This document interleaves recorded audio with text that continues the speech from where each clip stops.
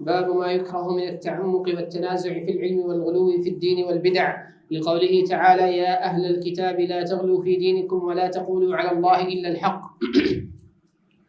حدثنا عبد الله بن محمد قال حدثنا هشام قال أخبرنا معمر عن الزهري عن أبي سلمة عن أبي هريرة أنه قال: قال النبي صلى الله عليه وسلم: لا تواصلوا. قالوا: إنك تواصل.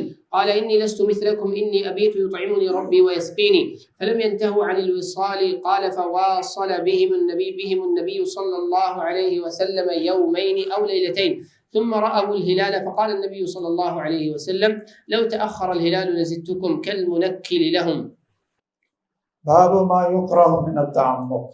یکرہ کا معنی آپ کو بتا دیا ہے، یہ حرام ہے یہاں تعمق اور جھگڑنا، زیادہ سوالات کرنا آپس میں، اور علم میں غلو، اور اسی طرح دین کے اندر بدعت کے اندر غلو. تو یہ واضح ہے، صحابہ کرام نے جب بار بار آگے سے لا تواصلوا لا تواصلوا نے کہا انکا تواصلوا انکا تواصلوا، تو وہ تنازع کر رہے ہیں، غلو کر رہے ہیں کہ جب آپ مثال کرتے ہیں تو ہم بھی کریں. پڑھیں. حدثنا عمر بن حفص بن غياث قال حدثنا أبي قال حدثنا الأعمش قال حدثني إبراهيم التيمي قال حدثني أبي قال: خطبنا علي رضي الله عنه على منبر من آجر وعليه سيف فيه صحيفة معلقة، فقال: والله ما عندنا من كتاب يقرأ إلا كتاب الله وما في هذه الصحيفة. فنشرها فإذا فيها أسنان الإبل، وإذا فيها: المدينة حرم من عين إلى كذا، فمن أحدث فيها حدثا فعليه لعنة الله والملائكة والناس أجمعين، لا يقبل الله منه صرفا ولا عدلا. وإذا فيه: ذمة المسلمين واحدة يسعى بها أدناهم، فمن أخفر مسلما فعليه لعنة الله والملائكة والناس أجمعين، لا يقبل الله منه صرفا ولا عدلا. وإذا فيها: من والى قوما بغير إذن مواليه فعليه لعنة الله والملائكة والناس أجمعين، لا يقبل الله منه صرفا ولا عدلا. اس حدیث کا تعلق بھی الغلو فی الدین والبدع، اور اس میں یہ الفاظ ہیں کہ فمن احدث فیہا حدثا فعلیہ لعنۃ اللہ. احدث حدثا، اس میں غلو فی البدع اور غلو فی الدین، یہ چیزیں اس میں آ جاتی ہیں. اور بدعات کو ایجاد کرنا، ظلم کرنا، معصیت اور نافرمانی کرنا حدود حرم میں، تو یہ ایک بہت بڑا گناہ ہے، کبیرہ گناہ ہے، اس پر اللہ کی لعنت ہے. صرفاً ولا عدلا، اس کے متعدد معنی کیے ہیں شارحین نے، لیکن سب سے مشہور معنی فرض اور نفل ہے کہ اس کے فرض بھی اللہ قبول نہیں کریں گے اور اس کے نفل بھی اللہ قبول نہیں کریں گے. اور یہاں صرف ایک چیز آپ ذہن میں رکھ لیں کہ قبول اور صحیح ہونا، قبول اور صحت، یہ دونوں ہم معنی نہیں ہیں، بلکہ بسا اوقات عمل صحیح ہوتا ہے لیکن قبول نہیں ہوتا، اور بسا اوقات قبول صحت کے اوپر بھی بولا جاتا ہے. لا تقبل صلاۃ بغیر طہور، یعنی لا تقبل صلاۃ لا تصح صلاۃ، لا تجزئ صلاۃ. تو قبول بمعنی الصحت والاجزاء، اور قبول بمعنی الاجر والثواب وحب اللہ ورضاہ وذکرہ وثناؤہ لہ بالخیر. یہ بھی قبول کا معنی ہوتا ہے، عمل صحیح ہو لیکن مقبول نہ ہو. مثال دیں گے آپ؟ عمل صحیح ہو لیکن مقبول نہ ہو.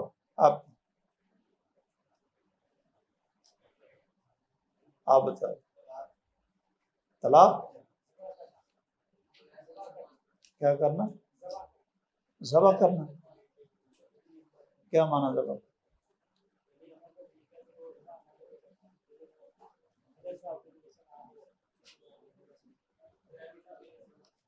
غیر اللہ کے لیے ذبح کرنا، وہ تو اللہ کے بندے ہے ہی لعنت کا سبب ہے. کس کے بغیر؟ وہ تو نماز ہی نہیں ہوگی. یہ کچھ ہاتھ ادھر سے اٹھے ہیں، یہ کہہ رہا ہے. ہاں جی ہے وہ بھائی حدیث میں آتا ہے نا کہ جس نے ایک دفعہ شراب پی، چلو یہ آپ نے نام ہے، ایک دفعہ شراب پی تو 40 دن تک اس کی نماز قبول نہیں ہو۔ تو اگر کسی نے شراب پی لی ہو تو وہ 40 دن اس کی نماز قبول نہیں ہوتی۔ کیا معنی؟ کہ صحیح بھی نہیں ہوتی، ادا بھی نہیں ہوتی۔ اس کو نماز پڑھنی چاہیے کہ نہیں؟ جب قبول ہی نہیں ہوتی تو کس لیے پڑھنی؟ ہاں، آپ کہیں کہ اس کا فرض ادا ہوگا، نماز پڑھنا فرض ہے نا، رکن ہے، اس کا فرض تو ادا ہو جائے گا، اس کی نماز صحیح ہو جائے گی اگر اس نے شروط آداب کے ساتھ پڑھی ہے، ارکان کے ساتھ اس نے ادا کی ہے، تو نماز اس کی صحیح ہے لیکن قبول نہیں ہے۔ یہاں قبول سے مراد یہ ہے کہ اللہ کے ہاں اجر ثواب، اس کی محبت اور اس کی ثنائے جمیل عند الملأ الاعلیٰ، اور اللہ عز الجلال کی مباحات کہ یہ میرا بندہ دیکھو اس نے کیسی خوبصورت نماز ادا کی ہے، اس کی شراب کی وجہ سے اللہ کو غصہ اتنا ہوگا کہ اس کی نماز صحیح اور ادا تو ہو جائے گی لیکن اس پر جو انعام اور آثار مرتب ہونے تھے وہ نہیں ملیں گے۔ امید ہے کہ اب آپ قبول اور صحت میں فرق سمجھ گیا ہوں۔ اسی طرح جس پر بھی لعنت ہو، ایک ہے عام لعنت جس کو اللعن المطلق، ایک ہے مطلق اللعن، اللعن معین اور اللعن المطلق، ان دونوں میں زمین و آسمان کا فرق ہے۔ اگر کسی عمل پر اللہ کے رسول صلی اللہ علیہ وسلم نے لعنت کی ہے، عام حکم دیا اور فرمایا کہ جو یہ کرے اس پر اللہ کی لعنت ہے، یہ اللعن المطلق اسے کہتے ہیں۔ ایک ہے لعن معین، تو لعن مطلق سے لعن معین لازم نہیں آتا، تکفیر مطلق سے تکفیر معین لازم نہیں آتا، تفسیق مطلق سے تفسیق معین لازم نہیں آتا۔ اگر اس چیز کی آپ کو اچھی طرح سمجھ آ جائے تو یہ جو تکفیریوں نے ایک بہت بڑا فتنہ برپا کیا ہوا ہے کہ ہر اس عمل پر کفر کا فتویٰ لگا دیں معین شخص کو کر کے جس عمل پر قرآن اور مجید نے کفر، قرآن اور حدیث نے کفر کا لفظ بولا تھا، اور وہ فعل کسی کے اندر موجود ہو تو معین پر وہ حکم لگا دیں، یہ میری جہالت اور خوارج والا عمل ہوگا۔ اس لیے آپ کو اس فرق کی سمجھ ہونی چاہیے کہ آپ نے کہا علیہ لعنۃ اللہ والملائکۃ والناس اجمعین، یہ ضروری نہیں کہ معین میں جب یہ عمل ہو تو اس پر بھی آپ لعنت کریں اور معین کر کے اس پر لعنت کریں۔ بڑے تفصیل اس کی آپ کو آپ کے اساتذہ بتائیں گے، آپ جہاں جہاں پڑھتے ہیں اور جہاں یہ الفاظ آپ یاد کر کے تفصیل باقی کی کتابوں میں دیکھ لیں یا اپنے مشاہد سے پوچھیں۔ حدثنا عمر بن حفص قال حدثنا أبي قال حدثنا الأعمش قال حدثنا مسلم عن مسروق أنه قال قالت عائشة رضي الله عنها صنع النبي صلى الله عليه وسلم شيئا ترخص وتنزه عنه قوم فبلغ ذلك النبي صلى الله عليه وسلم فحمد الله ثم قال ما بال أقوام يتنزهون عن الشيء أصنعه فوالله إني أعلمهم بالله وأشدهم له خشية۔ اس کے اندر بھی جو غلو اور تعمق ہے اس سے اس کو حرام قرار دیا۔ اب اسلام نے جن چیزوں میں رخصت دی، صنع النبی شیئا ترخص فیہ، آپ نے رخصت دی تھی، لیکن وتنزہ عنہ قوم، بعض لوگوں نے کہا نا آپ تو قد غفر اللہ لہ ما تقدم من ذنبہ وما تأخر ونحن مذنبون خطاء، تو ہمیں تو بہت زیادہ رات کو ساری رات عبادت کرنی چاہیے، ہر روز ہی روزے رکھنے چاہیے جی۔ تو رسول اللہ صلی اللہ علیہ وسلم کو جب پتہ چلا تو آپ نے غصے کا اظہار کیا اور کہا انا اعلمکم باللہ واتقاکم للہ واخشاکم للہ. تو جو رخصتیں دی ہوں ان رخصتوں کو قبول کرنا، تعمق اور غلوب سے ان کو رد کر دینا یہ جائز نہیں ہے. یہ ما یکرہ من التعمق والغلو. ابن حجر نے بڑی خوبصورت ایک جملہ کہا ہے، ان الخیر فی الاتباع، ان الخیر فی الاتباع سواء کان فی العزیمہ او فی الرخصہ. کہ خیر کس میں ہے کہ رسول اللہ کی اتباع، خواہ عزیمت ہو یا رخصت. بڑی حدثنا محمد بن مقاتل قال أخبرنا وكيع عن نافع بن عمر عن ابن أبي مليكة أنه قال كاد الخيران أن يهلك أبو بكر وعمر لما قدم على النبي صلى الله عليه وسلم وفد بني تميم أشار أحدهما بالأقرع بن حابس الحنظلي أخي بني مجاشع وأشار الآخر بغيره فقال أبو بكر لعمر إنما أردت خلافي فقال عمر ما أردت خلافك فارتفعت أصواتهما عند النبي صلى الله عليه وسلم فنزلت يا أيها الذين آمنوا لا ترفعوا أصواتكم إلى قوله عظيم.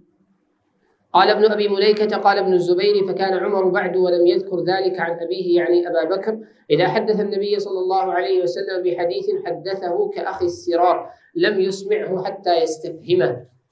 چلیے اس میں بھی غلوب اور رسول اللہ صلی اللہ علیہ وسلم کے ساتھ کے پاس آوازیں اونچی کرنا، آپ کی مجلس میں آپس میں جھگڑنا، اس کی بڑی سخت وعید ہے اس حدیث کے اندر اور اس آیت کے اندر. حدثنا إسماعيل قال حدثني مالك عن هشام بن عروة عن أبيه عن عائشة أم المؤمنين أن رسول الله صلى الله عليه وسلم قال في مرضه مروا أبا بكر يصلي بالناس. قالت عائشة قلت إن أبا بكر إذا قام في مقامك لم يسمع الناس من البكاء فمر عمر فليصل. فقال مروا أبا بكر فليصلي بالناس. فقالت عائشة فقلت لحفصة قولي إن أبا بكر إذا قام في مقامك لم يسمع الناس من البكاء فمر عمر فليصلي بالناس. ففعلت حفصة فقال رسول الله صلى الله عليه وسلم إن كن لأنتن صواحب يوسف مروا أبا بكر فليصلي بالناس. فقالت حفصة لعائشة ما كنت لأصيب منك خيرا. اس میں بھی تعمق اور تنازع عند رسول اللہ صلی اللہ علیہ وسلم یہ حرام ہے، جائز نہیں ہے، بلکہ اتباع میں ہی خیر ہے. جب آپ نے کہہ دیا مروا ابا بکر فلیصلی بالناس تو پھر توجیحات کرنے کی کیا ضرورت تھی کہ ابو بکر روتے زیادہ ہیں، آپ کی جگہ پر کھڑے ہو کر وہ قرات نہیں کر سکیں گے، یا یہ ذہن میں بات آئے کہ آپ کی جگہ پر کھڑے ہوں گے تو لوگ کہیں ان کو منحوس ہی نہ سمجھیں، یا وہ کمزور دل والے ہیں. تو اس طرح کی توجیحات کی ضرورت نہیں، بس مرو ابا بکر فلیصلی بالناس.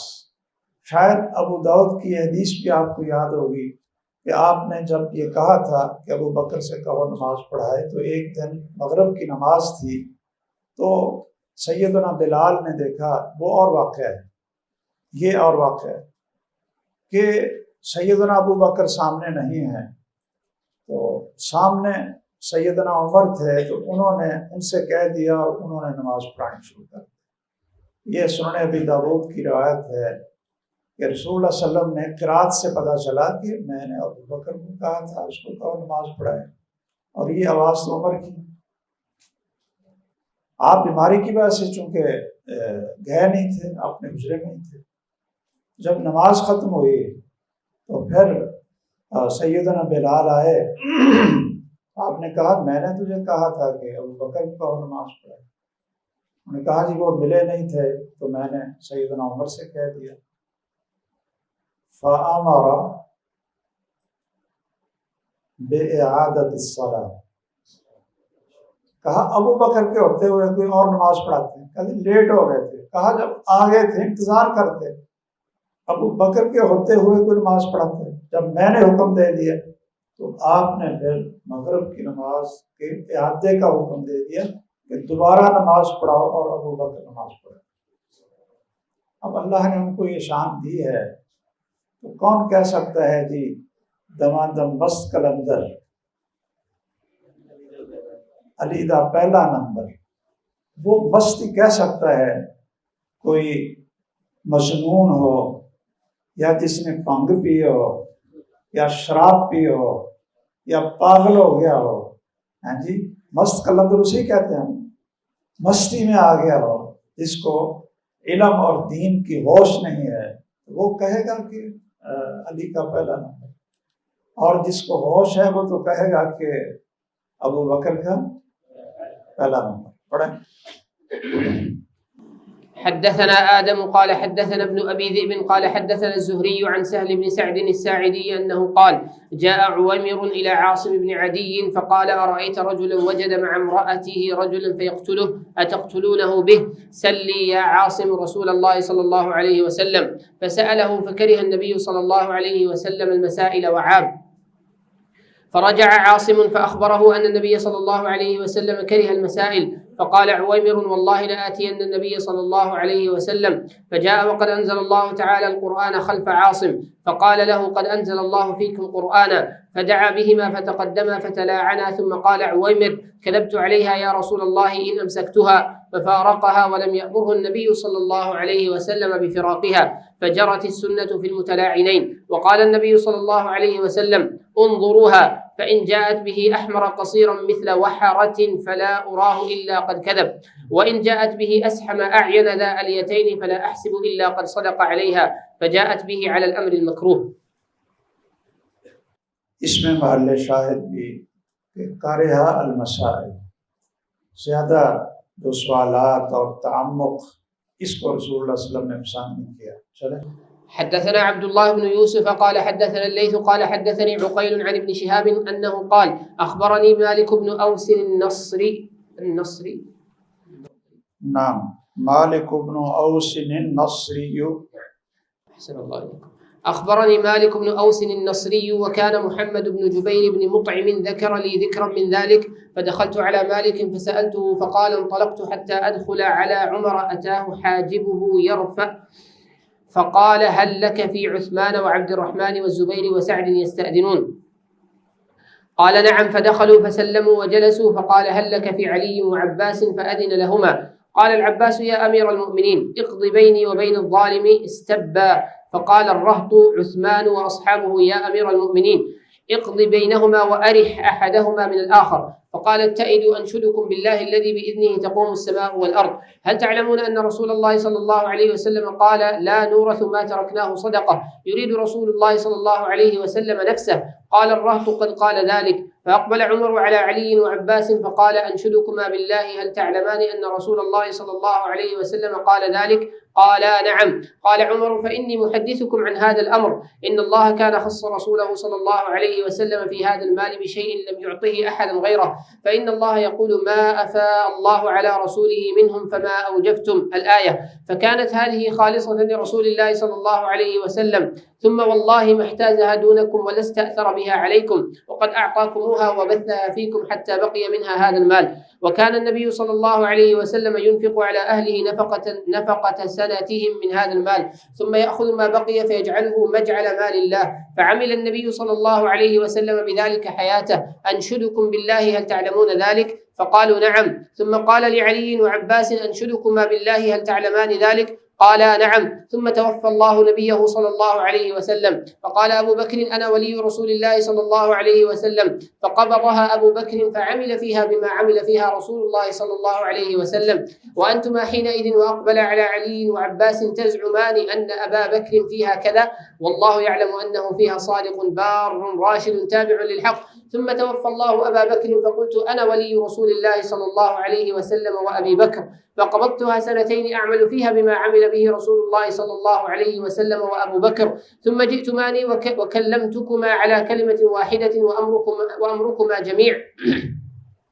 جئتني تسألني نصيبك من ابن أخيك وأتاني هذا يسألني نصيب امرأته من أبيها. فقلت إن شئتما دفعتهما إليكما على أن عليكما عهد الله وميثاقه تعملان فيها بما عمل به رسول الله صلى الله عليه وسلم وبما عمل فيها أبو بكر وبما عملت فيها منذ وليتها وإلا فلا تكلمان فيها. فقلتما ادفعها إلينا بذلك فدفعتها إليكما بذلك. أنشدكم بالله هل دفعتها إليهما بذلك؟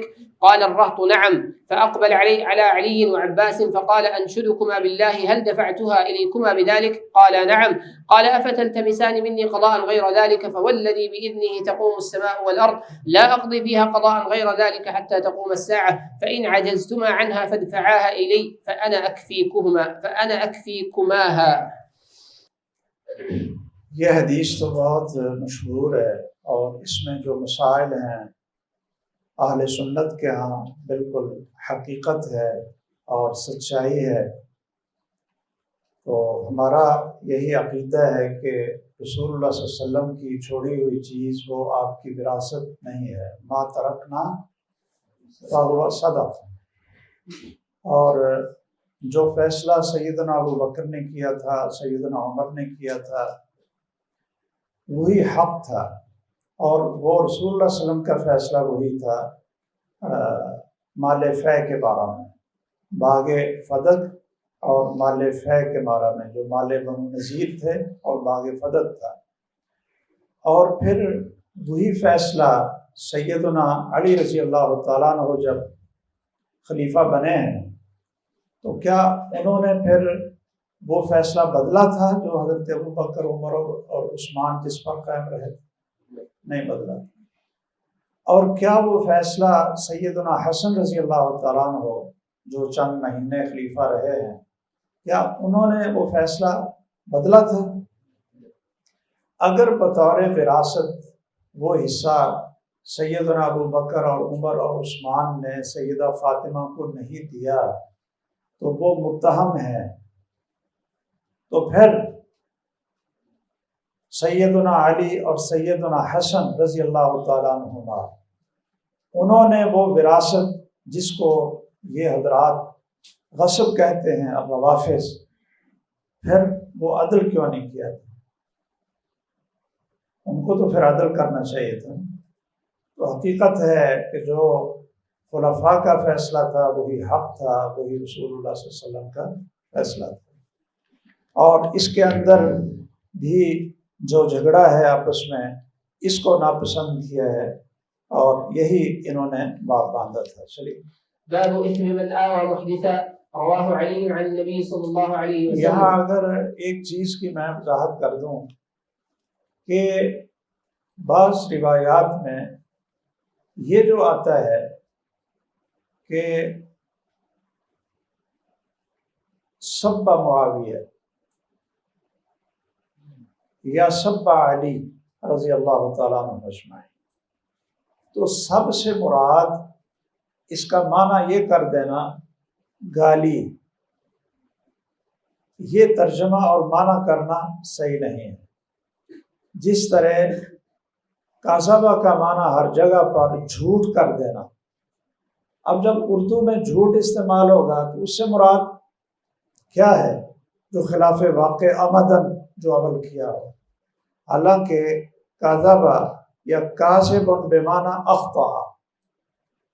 اخطأ فی الاجتہاد ووہم. اہل حجاز کے ہاں کاذبہ کا لفظ اخطأ کے معنی میں بولا جاتا ہے. جب عبادہ بن صامت سے کسی نے پوچھا کہ فلاں صحابی ابو محمد کہتا ہے کہ وتر واجب ہے، تو عبادہ بن صامت نے کیا کہا تھا؟ کذب ابو محمد. تو یہاں کذبہ سے مراد کیا ہے؟ اخطا ابو محمد.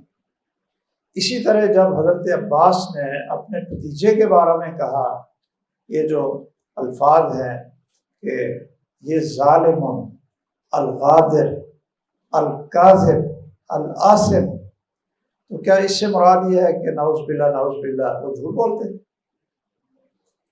سبا کا معنی برا بلا کہنا، اگرچہ کسی کی خطا سیاسی ہو یا خطا اجتہادی ہو.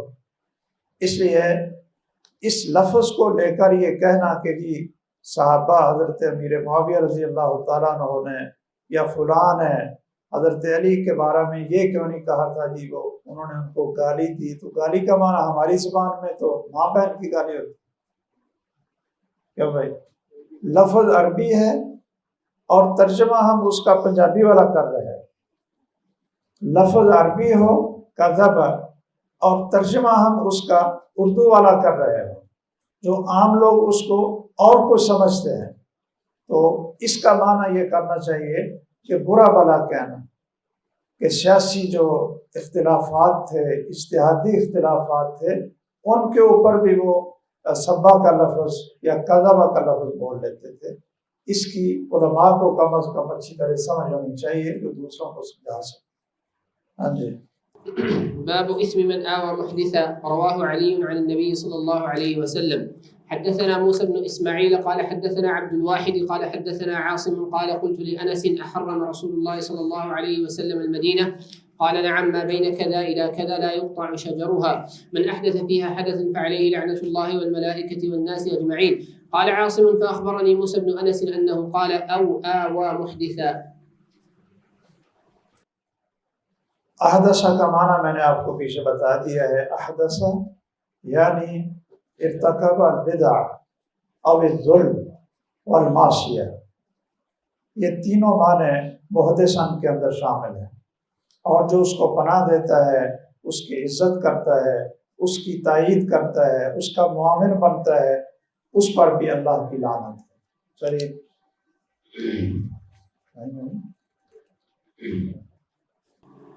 باب ما يذكر من ذم الرأي وتكلف القياس. ولا تقف لا تقل ما ليس لك به علم. حدثنا سعيد بن تليد قال حدثني ابن وهب قال حدثني عبد الرحمن بن شريح وغيره عن أبي الأسود عن عروة أنه قال حج علينا عبد الله بن عمرو فسمعته يقول سمعت النبي صلى الله عليه وسلم يقول إن الله لا ينزع العلم بعد أن أعطاهموه انتزاعا، ولكن ينتزعه منهم مع قبض العلماء بعلمهم، فيبقى ناس جهال يستفتون فيفتون برأيهم فيضلون ويضلون. فحدثت عائشة زوج النبي صلى الله عليه وسلم ثم إن عبد الله بن عمرو حج بعد فقالت يا ابن أختي انطلق إلى عبد الله فاستثبت لي منه الذي حدثتني عنه. فجئته فسألته فحدثني به كنحو ما حدثني، فأتيت عائشة فأخبرتها فعجبت فقالت والله لقد حفظ عبد الله بن عمرو. باب ما يذكر من ذم الرأس وتكلف القياس، کہ اپنی رائے کے مطابق فتویٰ دینا، قرآن اور سنت کی نصوص کو چھوڑ کر، اور قیاس کا تکلف کرنا، قیاس کے تکلف میں پڑ جانا، اس کے بارے میں یہ فرما رہے ہیں۔ امام بخاری نے تقریباً 4 سے 5 باب قائم کیے ہیں رائے اور قیاس کے رد میں۔ ایک تو یہ باب ہے، اور اس میں لا تقفو کا ترجمہ کیا ہے لا تقل، یہ ابن عباس رضی اللہ تعالیٰ عنہ نے ترجمہ کیا ہے کہ لا تقل ما لیس لک بہ علم، اور دوسرا اس کا ترجمہ لا تتبع، لا تقف قف الاثر اتبع الاثر، اس کے دونوں معنی موجود ہیں، اتباع کے معنی میں بھی اور قول کے معنی بھی۔ جس چیز کا آپ کو علم نہیں ہے قرآن اور سنت سے، تو اپنے اٹکل لگا کر رائے اور قیاس کے ساتھ آپ لوگ فیصلے نہ کرو۔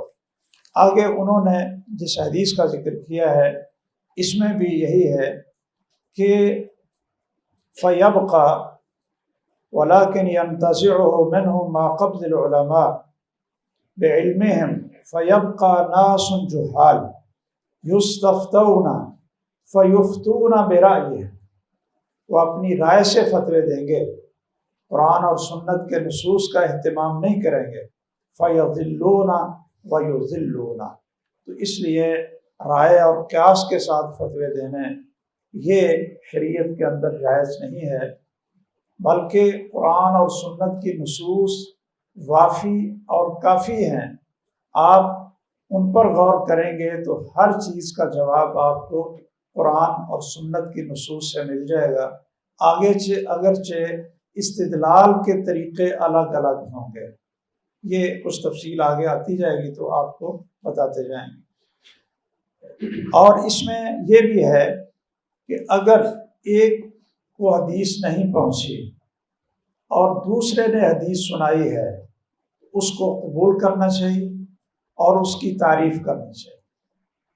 یہ ایک دوسرے کی علماء تعریف کیا کریں ایک دوسرے پر جرح کے نشتر نہ چلایا کریں، بلکہ جس طرح سیدہ عائشہ کو یہ حدیث سنائی گئی تو انہوں نے کہا کہ میرے بھتیجے یہ ذرا اچھی طرح اس کا تثبت اور تبین کر لو کہ واقعتاً عبداللہ بن عمر نے یہ حدیث رسول اللہ سے بیان کی ہے۔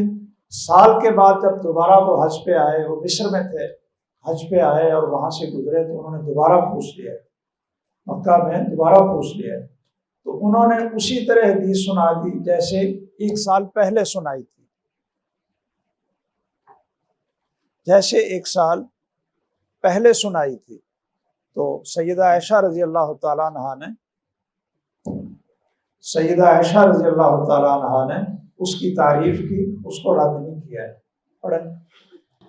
حدثنا عبدان قال أخبرنا أبو حمزة قال سمعت الأعمش قال سألت أبا وائل هل شهدت صفين؟ قال نعم، فسمعت سهل بن حنيف يقول وحدثنا موسى بن إسماعيل قال حدثنا أبو عوانة عن الأعمش عن أبي وائل أنه قال سهل بن حنيف يا أيها الناس اتهموا رأيكم على دينكم، لقد رأيتني يوم أبي جندل ولو أستطيع أن أرد أمر رسول الله صلى الله عليه وسلم لرددته، وما وضعنا سيوفنا على عواتقنا إلى أمر يفضعنا إلا أسهلن بنا إلى أمر نعرفه غير هذا الأمر. قال وقال أبو وائل شهدت صفين وبئست صفون.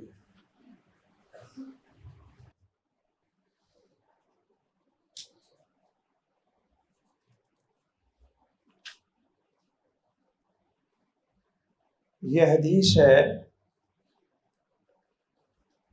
ابو وائل اور وہ آگے سہل بن حنیف سے اس روایت کو بیان کر رہے ہیں۔ اس میں بھی آپ غور سے دیکھیں کہ وہ کہتے ہیں کہ ہماری رائے اور تھی اور اللہ کا فیصلہ اور رسول اللہ صلی اللہ علیہ وسلم کا فیصلہ وہ اور تھا، اور ہم یہ سمجھتے تھے کہ ہماری رائے زیادہ بہتر ہے، ہماری رائے زیادہ بہتر ہے۔ لیکن اس میں کس کی رائے بہتر تھی غزوہ حدیبیہ میں جب آپ نے صلح کی ہے جی؟ اللہ کے رسول صلی اللہ علیہ وسلم کا فیصلہ وہی بہتر تھا، یہ نہیں کہ وہ بہتر تھا، وہی بہتر تھا۔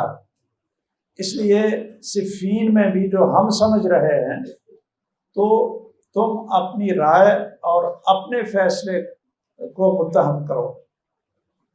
اس وقت بھی ہم کہہ رہے تھے کہ ابو جندل کو واپس کرنا، ابو بشیر کو واپس کرنا، وہ بیڑیوں میں جھگڑا ہوا ہے، خون اس کے جسم سے بہہ رہا ہے، اور وہ مسلمانوں کو اللہ کا واسطہ دے کر کہہ رہا ہے کہ مجھے بچا لو، مجھے بچا لو۔ سیدنا عمر رضی اللہ تعالیٰ عنہ یہاں تک پہنچ گئے کہ ابو بکر کے پاس گئے رضی اللہ تعالیٰ اور کہنے لگے کیا ہم حق پر نہیں، کیا ہم اسلام پر نہیں، حق پر نہیں، اور یہ لوگ باطل پر نہیں ہیں؟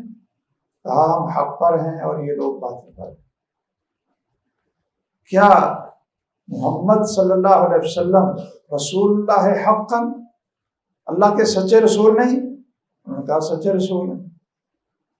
کہنے لگے پھر یہ اتنی گر کر شرطوں پر صلح کرنا، اس کا کیا مطلب؟ ہم لڑے ان سے۔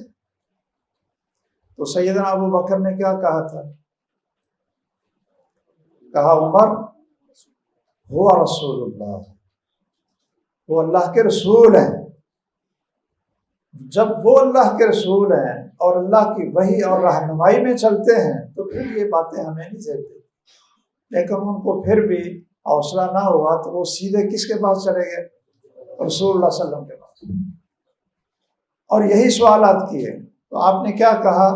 عمر آنا رسول اللہ، عمر میں اللہ کا رسول ہوں اور میں وحی کے بغیر فیصلے نہیں کرتا، وحی کے بغیر فیصلے نہیں کرتا۔ اور پھر اللہ نے اس فیصلے کو کیا کہا؟ انا فتحنا لک فتحا مبینا، یہ جو صلح کر لیا نا یہ فتح مبین ہے۔ اس لیے سہل بن حنیف کہتے ہیں کہ ہم اس وقت قال سہل بن حنیف یا ایھا الناس اتہموا رأیکم علی دینکم لقد رأیت لقد رأيتني يوم أبي جندل ولو أستطيع أن أرد أمر رسول الله لرددته وما وضعنا سيوفنا على عواتقنا إلى أمر يفزعنا إلا أسهلنا بنا إلى أمر نعرفه. تو اس سے یہ پتہ چلتا ہے کہ لو كان الدين بالرأي لكان أسفل الخف أولى بالمسح من أعلى. اس لیے ہمیں اتباع کا راستہ اختیار کرنا ہے، نہ کہ رائے اور قیاس کا راستہ اختیار کرنا. باب ما كان النبي صلى الله عليه وسلم يسأل مما لم ينزل عليه الوحي فيقول لا أدري أو لم يجب حتى ينزل عليه الوحي ولم يقل برأي ولا بقياس لقوله تعالى بما أراك الله.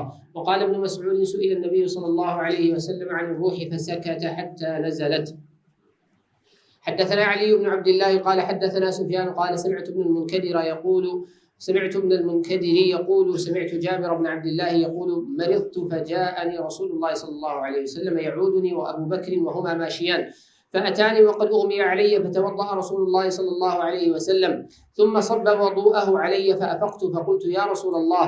وربما قال سفيان فقلت أي رسول الله كيف أقضي في مالي كيف أصنع في مالي قال فما أجابني بشيء حتى نزلت آية الميراث. اس باب کا تعلق بھی اسی کے ساتھ ہے کہ رسول اللہ صلی اللہ علیہ وسلم وحی سے فیصلے کرتے تھے.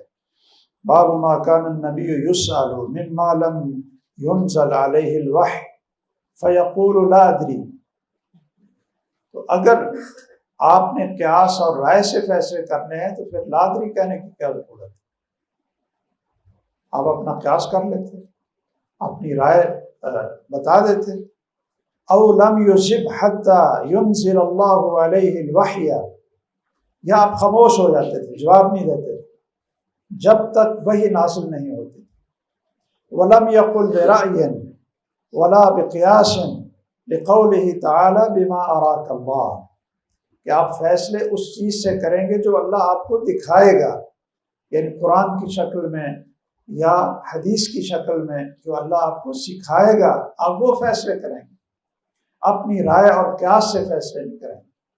اور آگے جو انہوں نے عبداللہ بن مسعود سے نقل کیا کہ آپ سے پوچھا گیا ان الروح فسکت حتی نزلت، تو کیوں سکت کیا تھا؟ جب رائے اور قیاس حجت ہے اور رائے اور قیاس کے ساتھ فیصلے دینے صحیح ہیں تو پھر آپ سکت کیوں اختیار کیا تھا؟ لا ادری کی کوئی روایت امام بخاری لائے نہیں ہے، لا ادری کی. سکت کی تو لے آئے، لا ادری کی نہیں لائے. لم یجب کی بھی لے آئے ہیں. اور یہ ان کا جو طریقہ تھا امام بخاری رحمہ اللہ کا کہ وہ بسا اوقات باب قائم کر دیتے تھے ان الفاظ سے جو احادیث ثابت تو ہوتی تھیں لیکن علی شرط البخاری نہیں ہوتی تھی. دوسرے محدثین ان کو صحیح کہتے تھے، یا وہ صحیحین کے اپنی صحیح میں درج کرنے کی شرط پر نہیں تھی. جو انہوں نے صحیح بخاری میں حدیث درج کرنے کی شرطیں لگائی ہوئی تھیں ان کے مطابق نہیں تھی، اگرچہ صحیح تھیں، اس کے اوپر وہ پھر باب قائم کر کے بتا دیتے تھے. بہت سارے واقعات ہیں جس میں رسول اللہ صلی اللہ علیہ وسلم نے لا ادری کہا ہے. جب پوچھا یہودیوں نے کہ ای البقاء احب الی اللہ، سب سے اچھا ٹکڑا کون سا ہے، تو رسول اللہ صلی اللہ علیہ وسلم نے کیا کہا تھا؟ لا ادری. جبرائیل سے پوچھا وہ جب تشریف لائے انہوں نے کہا لا ادری. پھر اللہ سے پوچھ کر بتایا تو پھر کہا کہ خیر بقاء الارض مساجدها والشر بقاء الارض اسواقها. تو لا ادری اور کئی احادیث کے اندر ثابت ہے. یہ حدیث ہے سیدنا جابر کی، اس کے اندر بھی یہ ہے کہ انہوں نے ان سے پوچھا کیف اقضی فی مالی کیف اصنع فی مالی قال فما اجابنی بشیء. یہ ہے لم یجب ترجمۃ الباب حتی نزلت آیت المیراث. پڑھیے. باب تعليم بين يديها من ولدها ثلاثة إلا كان لها حجابا من النار. فقالت امرأة منهن يا رسول الله 2، قال فأعادها مرتين ثم قال 2 و2 و2. اس باب کا تعلق بھی رائے اور قیاس کے ساتھ ہے۔ باب تعلیم النبی صلی اللہ علیہ وسلم امتہ من الرجال والنساء مما علمہ اللہ، کہ رسول اللہ صلی اللہ علیہ وسلم نے اپنی امت کے مردوں اور عورتوں کو وہ سکھایا ہے جو اللہ نے آپ کو سکھایا تھا، جو اللہ نے آپ کو سکھایا تھا، قرآن اور حدیث، وحی، لیس برأی ولا تمثیل، وہ آپ کی اپنی رائے یا مثالیں نہیں ہوتی تھیں، بلکہ اللہ کی وحی آپ سکھاتے تھے۔ اور محل شاہد کیا ہے؟ محل شاہد کیا یہ ہے کہ خواتین نے کہا ذهب الرجال بحدیثک فاجعل لنا من نفسک یوما نأتیک فیہ تعلمنا مما علمک اللہ، جو اللہ نے آپ کو سکھایا ہے وہ آپ ہمیں سکھائیں، تو آپ وہی کو سکھاتے تھے جو اللہ نے آپ کے اوپر وحی فرمائی ہوتی تھی۔ چلیے، باب قول النبي صلى الله عليه وسلم لا تزال طائفة من أمتي ظاهرين على الحق يقاتلون وهم أهل العلم. حدثنا عبيد الله بن موسى عن إسماعيل عن قيس عن المغيرة بن شعبة عن النبي صلى الله عليه وسلم قال لا يزال طائفة من أمتي ظاهرين حتى يأتيهم أمر الله وهم ظاهرون. اس میں بھی یہ ہے کہ امت میں ایک گروہ رہے گا جو حق پر قائم رہے گا، اور وہ گروہ کون ہے؟ وہم اہل العلم۔ اور اس کی تفسیر میں اگر آپ نے زیادہ دیکھنا ہے تو شرف اصحاب الحدیث، شرف اصحاب الحدیث کہ جتنے محدثین ہیں، قتیبہ بن سعید ہو، علی بن مدینی ہو، امام احمد ہوں، امام بخاری ہوں، سب کہتے ہیں کہ وہ طائفہ جو حق پر قائم رہے گا وہ اہل العلم، اہل الحدیث، اور علم یکون اہل الحدیث فلا ادری من ہوں، علم یکون، اگر وہ حدیث والے نہیں ہیں تو میں نہیں جانتا کہ اور کون ہیں۔ تو حدیث پر قائم یہی حق پر قیام ہے۔ حدثنا إسماعيل قال حدثنا ابن وهب عن يونس عن ابن شهاب أنه قال أخبرني حميد قال سمعت معاوية بن أبي سفيان يخطب قال سمعت النبي صلى الله عليه وسلم يقول من يرد الله به خيرا يفقهه في الدين وإنما أنا قاسم ويعطي الله ولن يزال أمر هذه الأمة مستقيما حتى تقوم الساعة أو حتى يأتي أمر الله. چلیے، یہ حدیث بھی وہی ہے جو پیچھے انہوں نے اشارہ کیا۔ چلیں، باب قول الله تعالى أو يلبسكم شيعا. حدثنا علي بن عبد الله قال حدثنا سفيان قال عمرو سمعت جابر بن عبد الله رضي الله عنهما يقول لما نزل على رسول الله صلى الله عليه وسلم قل هو القادر على أن يبعث عليكم عذابا من فوقكم قال أعوذ بوجهك أو من تحت أرجلكم قال أعوذ بوجهك فلما نزلت أو يلبسكم شيعا ويذيق بعضكم بأس بعض قال هاتان أهون أو أيسر. اس ترجمے سے مراد بھی یہی ہے کہ آپ نے یہ خبر دے دی کہ امت میں اختلاف ہوگا، اور یلبسکم شیعا، گروہوں میں امت بٹ جائے گی۔ اور یہ بہت ساری احادیث میں رسول اللہ صلی اللہ علیہ وسلم نے تشریح گوئی فرمائی تھی، من یعش منکم بعدی فسیری اختلافا کثیرا۔ آپ نے یہ فرمایا تھا وستفترق امتی علی 73 فرقہ۔ آپ نے افتراق اور اختلاف کی خبر دے دی تھی، لیکن اس اختلاف میں حق پر وہ کون ہوگا؟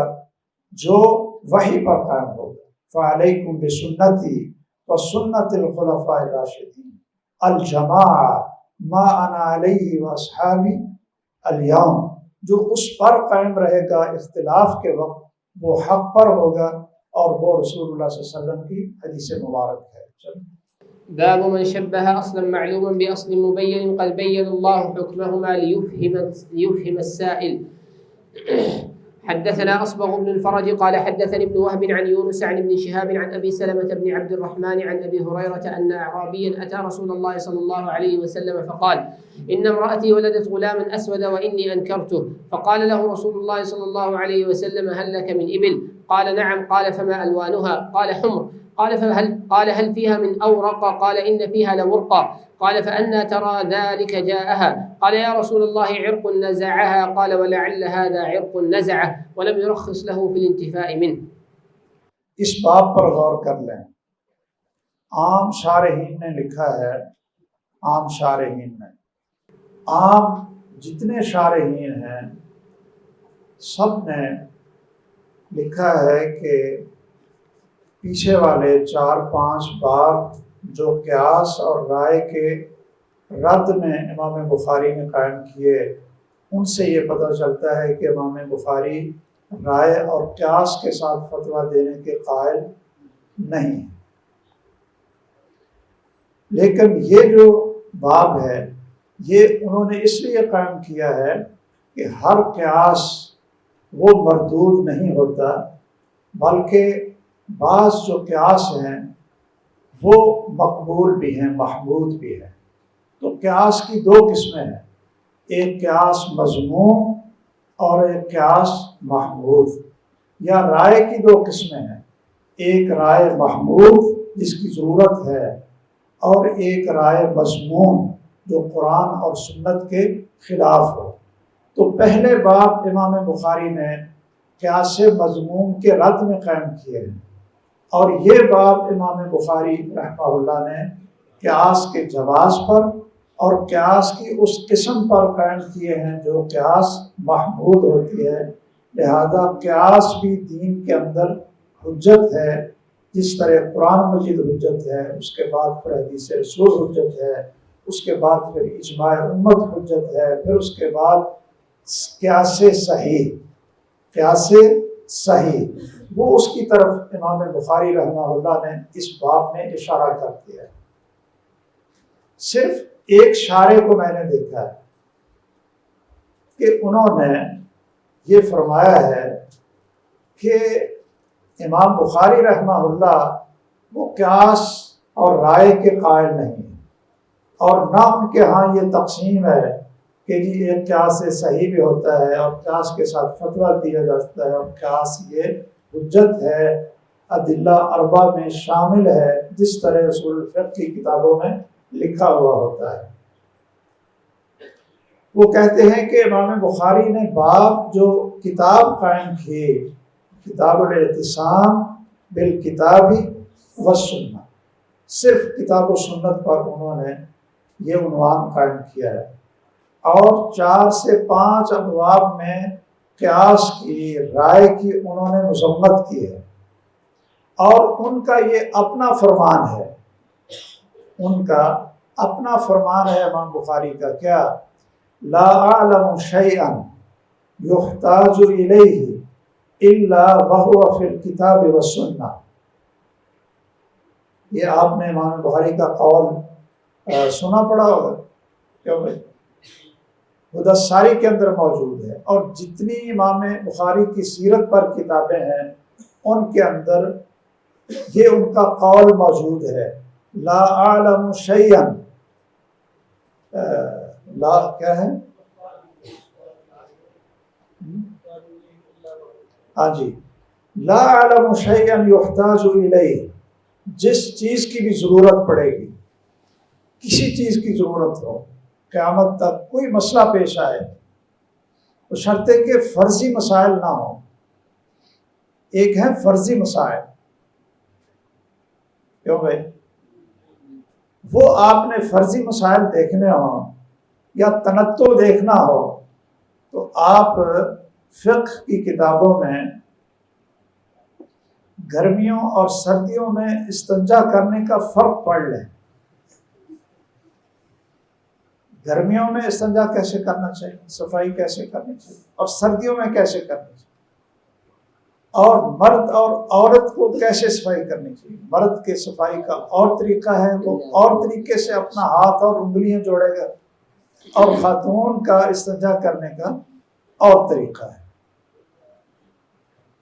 یا آپ نے فرضی چیزیں، ویسے تو بڑی فتاوی عالمگیری ہے، اس طرح کی اور جو کتابیں ہیں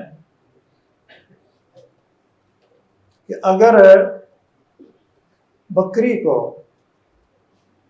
اگر جانور یعنی کتے جیسا جانور وہ اگر کہیں اس کے قریب آ جائے اور بچے پیدا ہو جائیں تو پھر وہ بکری بکرے شمار ہوں گے یا کتے کی نسل سے شمار ہوں گے؟ کہتے ہیں کہ ان کا منہ کی مشابت دیکھ لو، کہتے ہیں ان کے دانت دیکھ لو، کہتے ہیں ان کی شکل دیکھ لو، کہتے ہیں ان کی اور چیزیں دیکھ لو تاکہ یہ پتہ چلے جس کے ساتھ مشابت زیادہ ہوگی اس میں وہ حکمت شامل ہو جائے۔ یہ کیا چیزیں ہیں؟ اور بھی ایسی ایسی چیزیں ہیں کہ ان کا وقوع ناممکن ہے، اس لیے سلف یہی کہتے تھے، کوئی ان سے آ کر کوئی مسئلہ پوچھتا وہ کہتے تھے ایسا ہوا ہے، اگر وہ کہتے کہ ہوا ہے تو پھر اس کے بارے میں فتویٰ دے دیتے، اگر کہتے کہ نہیں ہوا نہیں ہوا کہ دوڑ جاؤ بھاگ جاؤ، جب واقعہ ہو جائے گا پھر بتانا۔ کسی دور میں معلم حج یہ حجاج کو دی جاتی تھی گورنمنٹ کی طرف سے ایک کتاب، اس وقت ہمارے کئی ساتھی وہاں پڑھتے تھے اور وہ ذرا کھلے یعنی کھلی تبلیغ کرنے والے، انہوں نے اس میں نشانیاں لگائی ہوئی تھیں کہ اگر کوئی عورت عرفات کے میدان میں جاتی ہے وَتَجِدُ ذَكَرَ حِمَارٍ ذَكَرًا يَابِسًا مِنَ الْحِمَارِ فَتُعَالِجُ بِهِ فَهَلْ يَفْسُدُ حَجُّهَا أَمْ لَا۔ تو وہ جو ہمارے کچھ ساتھی تھے انہوں نے وہ نکال کر نشانیاں لگائی ہوئی تھی، جس کے ہاتھ میں وہ یہ کتاب دیکھتے نا تو وہ کہتے کہ آپ یہ کتاب کس لیے پڑھتے ہیں؟ کہا اس میں حج کا طریقہ سیکھتے ہیں۔ کہتے پڑھی بھی ہے، اب ساری کون پڑھتا ہے؟ موٹی موٹی چیزیں اس میں کہ لبیک کہنا ہے اور یہاں کندھا ننگا کرنا ہے اور چیزیں، آپ بڑی فضولیات بھی ان کے اندر موجود۔ تو ایک میاں بیوی انہوں نے وہ کتاب لے کر وہ نکال کر کہا یہ پڑھو، میاں سے کہا پہلے پڑھو، اب کہتے ہیں توبہ توبہ، یہ لکھا ہوا تھا نا اس میں کہ اذا ذهبت المرأة وقفت في عرفة فتجد ذكرا يابسا من الحمار تو وتستعمله فهل تفسد حجها ام لا۔ یہ وہاں اردو میں لکھا، میں نے مجھے شرم آئی، انہوں نے کہا توبہ توبہ یہ کیا بات ہے؟ انہوں نے کہا اپنی بیوی کو پڑھاؤ۔ کہتے یہ تو میری گندگی ہے، بے حیائی ہے۔ کہا پھر آپ کو اچھی کتاب چاہیے نا جس کے اندر حیا ہو اور طریقہ بھی صحیح ہو سنت کے مطابق، تو وہ کتاب ان سے لے لیتے تھے اور شیخ ابن باز رحمہ اللہ کی کتاب اس کے ہاتھ میں تھما دیتے تھے۔ یہ ان کا بڑا تبلیغ کا طریقہ تھا، انہوں نے بڑے لوگ اہل حدیث کیے اس تبلیغ کے طریقے سے۔ تو یہ جو فرضی چیزیں ہیں ان کے بارے میں تو ضرورت نہیں۔ امام بخاری کہتے ہیں لا اعلم شیئا یحتاج الیہ، جس کی ضرورت ہے الا وهو فی الکتاب والسنہ، وہ قرآن و سنت کے اندر موجود ہے۔ شاگرد نے پوچھا ابا یمکن ذلک، کیا یہ ممکن ہے کہ ہر سوال کا جواب وہ قرآن و سنت سے مل جائے؟ تو امام بخاری نے کیا کہا تھا؟ نعم ممکن ہے۔ یہ جو ایک مغالطہ دیا جاتا ہے نا کہ جی قیامت تک آنے والے مسائل، احداث اور قضایا یہ غیر محصور ہیں اور قرآن و سنت کی نصوص وہ محصور اور محدود ہیں، تو محدود چیز وہ غیر محدود کے لیے فیصلے اور حل کیسے نکال سکتی ہے؟ اس لیے لازماً ہمیں قیاس کرنا پڑے۔ یہ دلیل آپ نے پڑھی ہوگی بہت ساری کتابوں میں، کیوں بھائی؟ سب سے بڑی دلیل یہی پیش کر کہ قرآن و سنت کے نصوص محدود ہیں، اور مسائل جو پیش آنے والے ہیں تتجدد و تحدث یوما فیوما، وہ غیر محدود ہیں، غیر محصور ہیں۔ تو محدود چیز محصور کا حل، غیر محصور اور غیر محدود کا حل کیسے نکال سکتی ہے؟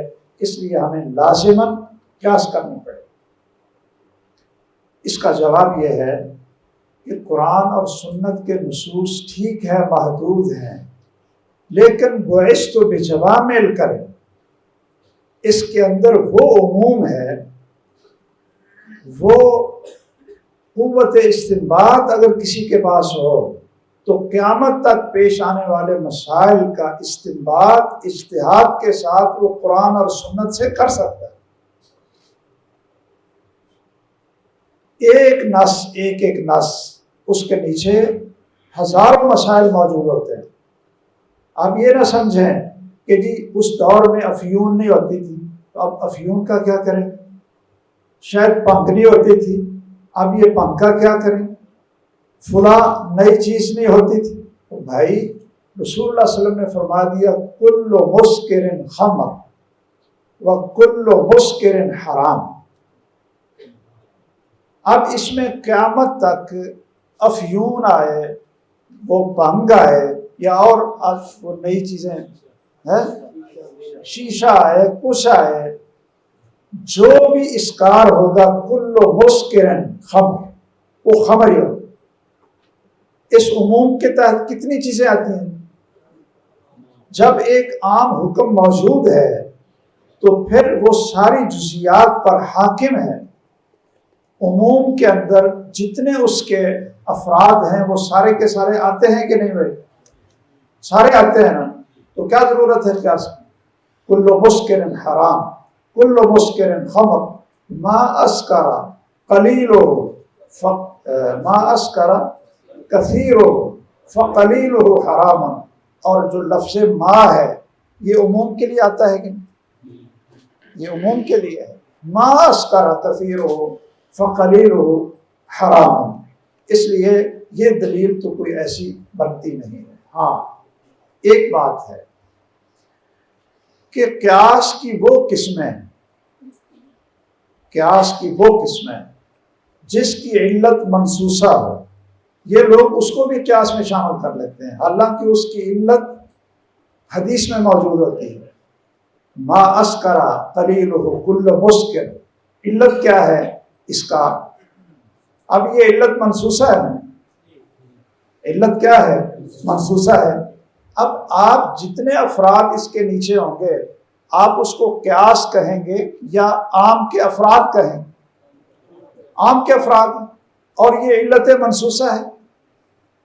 اسی طرح جب رسول اللہ صلی اللہ علیہ وسلم سے پوچھا گیا کہ رطب اور یابس جو کھجور ہے اس کی آپس میں خرید و فروخت جائز ہے، آپ نے کیا پوچھا تھا؟ علت منصوصہ کیا تھی؟ ہاں، اینقص الرطب اذا یبس قالوا نعم قال فلا۔ اینقص الرطب اذا یبس، اس سے پتہ چلا کہ ہر وہ چیز جو کم اور زیادہ ہو سکے، ینقص ہو سکے، ان کی آپس میں خرید و فروخت جائز نہیں ہے۔ اب یہ علت منصوصہ ہے، اس پر جو احکام آپ مرتب کریں گے اجتہاد سے وہ دلالت النص ہے، وہ علت ہے منصوصہ جو اللہ کے رسول نے خود بیان کی۔ اس کو قیاس کون کہتا ہے؟ اگر اس کو قیاس کہتے ہیں تو چلو پھر ٹھیک ہے، پھر اس طرح کی قیاس ہم بھی مان لیں۔ اسی طرح جو لفظ کی دلالت ہے اپنے معنی پر، وہ عبارت النص بھی ہوتی ہے، اشارت النص بھی ہوتی ہے، اور دلالت النص بھی ہوتی ہے، اور اقتضاء النص بھی ہوتی ہے۔ اب دلالت النص وہ نص کی دلالت ہے یا قیاس کی دلالت ہے؟ جب نص کی دلالت ہے تو پھر اس کو آپ قیاس بالاولیٰ کہہ لیں، قیاس بالمساوی کہہ لیں، آپ اس کو منطوق کہہ لیں، آپ اس کو فحو الخطاب کہہ لیں، آپ اس کو لحن الخطاب کہہ لیں، کوئی لفظ دے لیں، ہے تو وہ دلالت النص. اور دلالت النص یہ ہوتی ہے کہ جس کو عربی زبان آتی ہو، لفظ سنتے ہی بغیر تنقیح المنات کے، تخریج المنات کے، الصبر والتقسیم، یہ جو قیاس میں علت تلاش کرنے کی جو مسالک العلہ جسے کہتے ہیں. اب پتہ نہیں آپ نے یہ چیزیں مسالک العلہ جس میں تنقیح المنات، تخریج المنات، الصبر، التقسیم، یہ چیزیں آپ نے پڑھی ہیں کہ نہیں پڑھی؟ کیوں بھائی پڑھی ہیں؟ اچھا ماشاء اللہ، تو پھر تو آپ علماء ہیں اچھے بنے.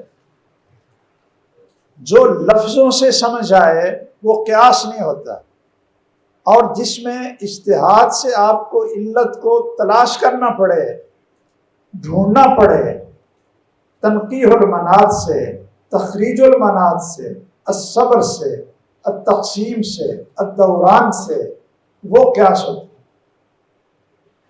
تو فلا تقل لہما اف، جو اس کو سنے گا، کوئی عقل مند دنیا میں مجھے بتا دیں کہ لا تقل لہما، وہ عربی اس کو آتی ہو کہ لا تقل لہما اف سے وہ یہ سمجھتا ہو کہ اف حرام ہے اور گالی دینے سے اس کی حرمت نہیں.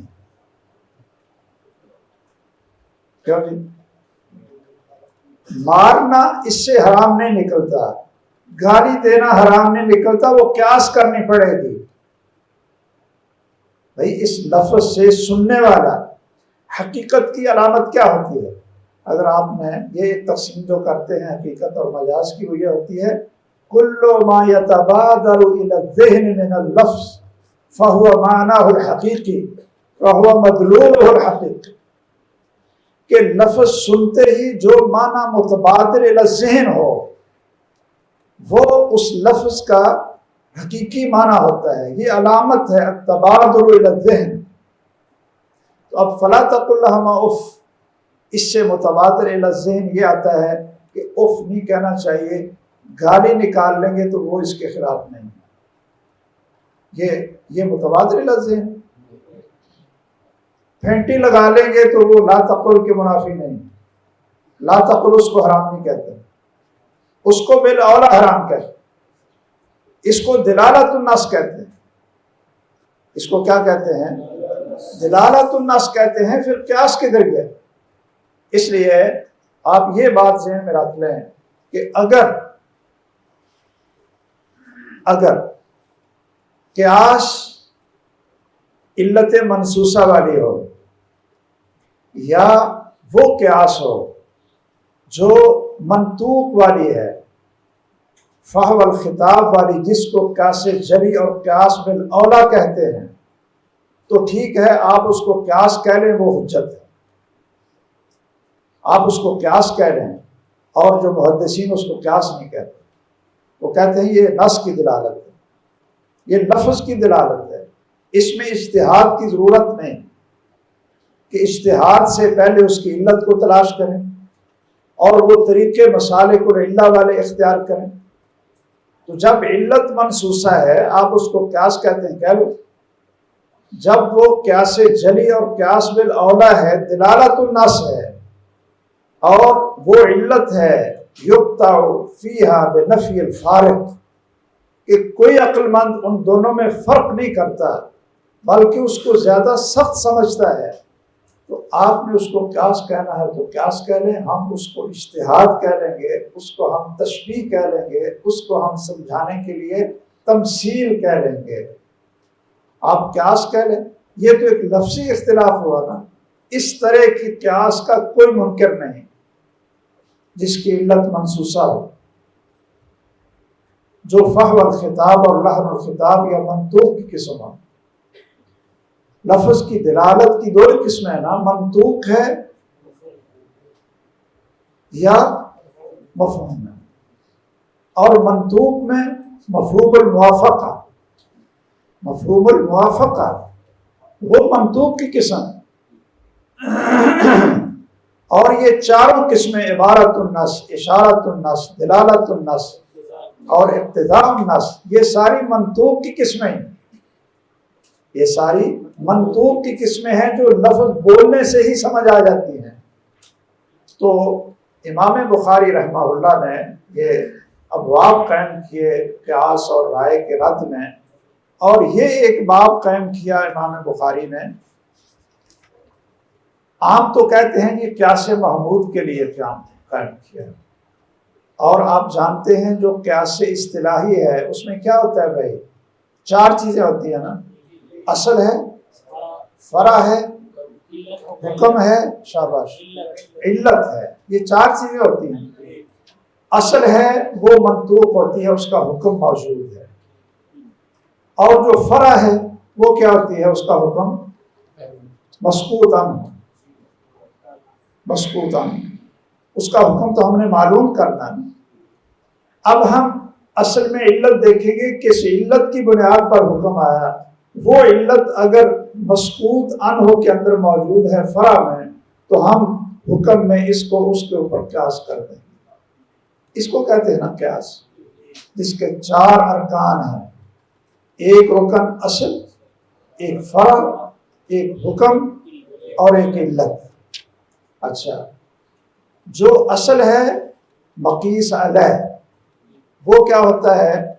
محکوم بہی یا منطوق بہی، اس کا حکم موجود ہے. فرع مسکوت عنہ ہے، اس کا حکم موجود نہیں ہے. تو علت چونکہ اس میں ہوگی، اس لیے ہم مقیس علیہ اور اصل کے حکم کو متعدی کر دیں گے اس فرع کی طرف، مسکوت کی طرف. اب اگر قیاس اس کو کہتے ہیں جو اصول فقہ کی کتابوں کے اندر موجود ہے، تو یہ امام بخاری کا باب ذرا پڑھیے. کیا یہ وہ کیا ثابت کر رہے ہیں؟ یہ کہتے ہیں باب من شبہ اصلا معلوما باصل مبین. دونوں اصل معلوم ہیں، مبین ہیں، دونوں کا حکم موجود ہے. دونوں کا حکم موجود ہے، لیکن سائل کی سمجھ میں نہیں آ رہا، تو اس کو تمثیل سے سمجھایا گیا ہے تاکہ وہ مطمئن ہو جائے، نہ کہ قیاس کیا گیا ہے. قیاس میں تو اصل وہ کیا ہوتی ہے؟ مسکوت عنہ، اس کا حکم ہی نہیں ہوتا. اور امام بخاری کہہ رہے ہیں شبہ اصلا معلوما باصل مبین قد بین النبی صلی اللہ علیہ وسلم حکمہما. دونوں کا حکم اللہ کے رسول نے بیان کیا ہوا ہے، تو پھر فرع مسکوت عنہ کدھر ہے بھائی؟ قد بین النبی صلی اللہ علیہ وسلم حکمہما. دونوں کا حکم آپ نے بیان کر دیا. جب آپ نے بیان کر دیا تو یہ قیاس اصطلاحی ہے.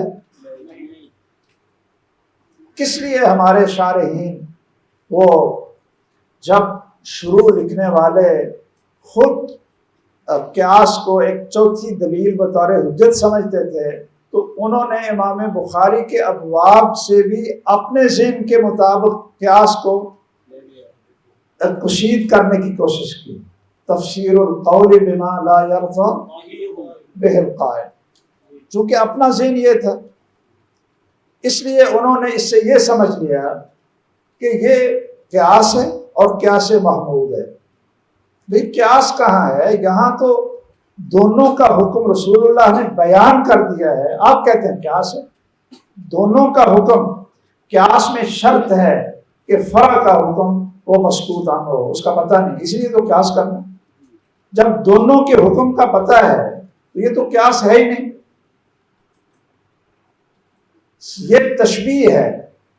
تو صرف ایک شارح ہے، آپ نے وہ دیکھنی ہے بحث فیض الباری میں، فیض الباری، ٹھیک ہے.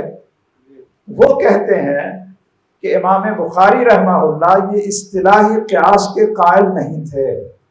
باقی جو دلالت النص ہے یا قیاس جلی ہے وہ تو منطوق ہے، وہ تو دلالت النص ہے، وہ قیاس میں شامل نہیں، وہ اجتہاد میں شامل ہے کہ آپ اجتہاد کریں گے.